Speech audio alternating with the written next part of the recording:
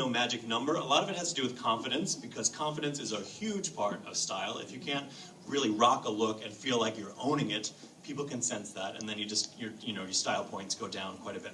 So you have to sort of figure that out for yourself. If you start asking yourself that question around 40, that's a good time to start asking yourself that question. Doesn't mean that at 40 you've got to pay attention to these rules. It's just good to start thinking, okay?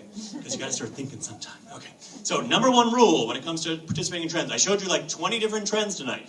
First rule, does this trend show too much cleavage? Okay.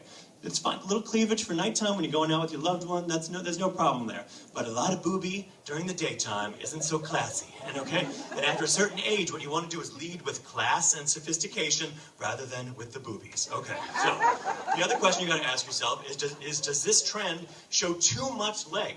I mean, the thing about, like the short shorts that are happening right now, there is a lot of leg involved, okay? And that can be too much. And women say to me all the time, but I have great legs for a 50-year-old. Okay, you might have the best legs that a 50-year-old can possibly have. But what happens is you're wearing your short shorts and you're out at a bar with your friend or whatever, and you're standing at the bar and you're wearing your short shorts and you feel like you're rocking those short shorts. And in comes, it's my 21st birthday!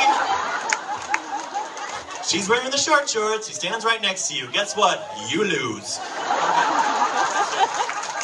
So you never want to set yourself up for that kind of failure, quite frankly, that competition. Don't set yourself up for that competition. That's not to say that you can't wear shorts. You can absolutely wear shorts, but you really want them to go about mid-thigh, would be the shortest I would recommend for most women. But also Bermuda shorts happen to be working right now. Bermuda shorts are a big trend, so go to the top of the knee, and that's totally classy. Okay, all right, then the other question you want to ask yourself is, does this trend involve the belly button at all? Okay, if it does, stay away from it, okay? We've all been to Miami, we've seen grandma with a belly button ring, not cute.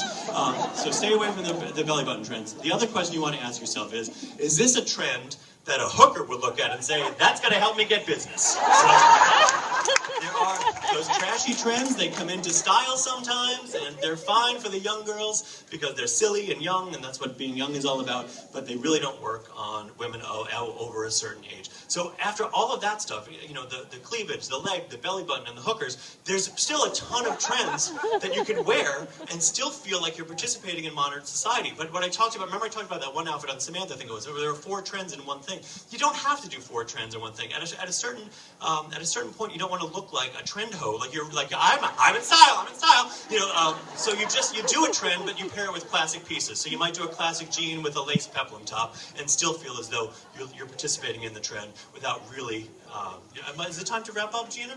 Oh.